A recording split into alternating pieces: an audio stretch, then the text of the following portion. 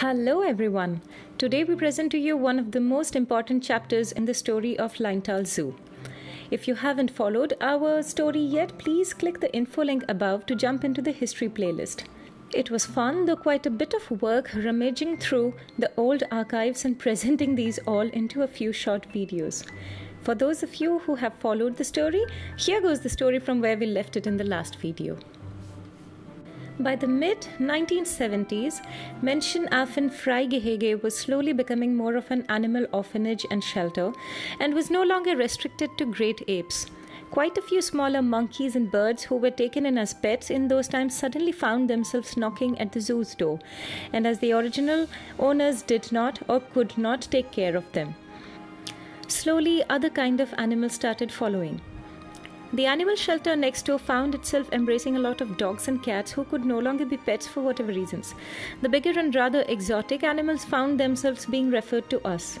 Anyways, we were home to the complex gorillas and chimpanzees. It was not that difficult to take care of the smaller monkeys, horses, parrots, and a few donkeys. Somewhere in the late 70s era, we also welcomed Vince, the first baby chimpanzee to be born in Ludwigsburg. Also, there were otters, donkeys, macaws, capuchins, other monkeys, and baboon along with the great apes. No longer was this ape haven big enough to accommodate this ever-increasing conglomerate of diverse species. Peter's vision, of course, expanded with the growing needs of them all, and it was to have a site that could be developed into the kind of home for animals he had envisioned, a zoo in a nature park, which was unheard of and elicited questioning looks from all who heard and was even scoffed at. Like we had mentioned in the video before, zoos in those days had different ideologies and designs. They were cages and concrete houses stacked just to house animal exhibits, to optimize or maximize the ones on display in the available limited space.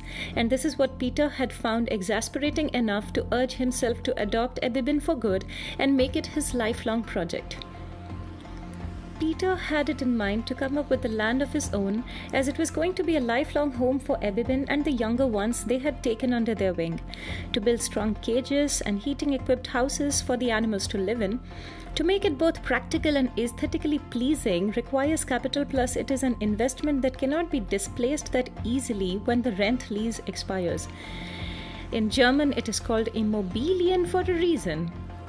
Peter had been on a lookout for a property like this from the very beginning. Though the search for the promised land had always been in Peter's mind, he could only actively look for it around 1975. It took about 2 years to find an optimum piece of land, 3 acres of land, including some living space in the valley of the river Lein. Peter named the zoo after this very valley and the river, and so started the next struggle of getting permissions and government papers, which took another 2 years. Never to be unfazed, Peter worked diligently, and Leintalzoo was open to visitors in June 1980. Leintalzoo began and was fairly much always been Tierpark im Leintal, to represent Peter's vision of zoo in a nature park. However, our friends have spread the word, and Leintalzoo and Affenzoo have become our more popular names, which we take as an honor. Most of the first group of apes are gone now. Mortality took them. Ebibin and then later Maduma died rather young before they could procreate. Dr. Meyer and his merry men and women, however, went on to produce offspring who live on now, 3 generations and strong. We have also taken baby chimps from other zoo. Also, there were chimps from other people who had wanted to give away the erstwhile pets, and also circus monkeys. One of the prominent among them was Charlie, who even found himself dedicated news reports once in a while.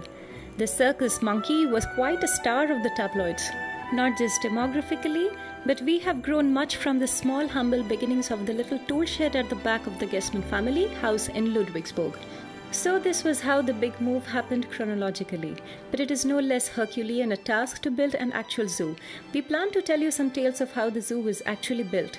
Rome was not built in a day, was it? And to be honest, we are always building things to this day. Maybe a new small pig home or a cage like we had shown in the past video.